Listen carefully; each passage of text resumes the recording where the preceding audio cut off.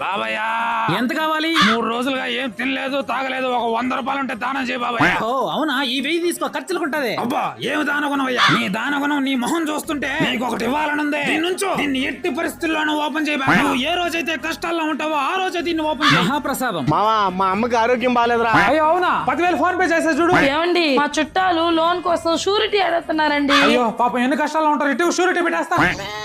సహాయమే కదా నేను చేస్తానులే, తీసుకోండి తీసుకోండి తీసుకోండి. సార్ మీరు షూరిటీ పెట్టి ఎగ్గొట్టారు, డబ్బులు మీరే కట్టాలి సార్. సార్ ఈఎంఐ అప్పు కట్టండి. ఈఎంఐ స్కూల్ బిల్ వచ్చేసింది, టీవీ బిల్, మొబైల్ బిల్. చదువుకున్నావు, సిగ్గులేదా? నువ్వు కష్టాల్లో ఉన్నప్పుడే దీన్ని ఓపెన్ చెయ్యి.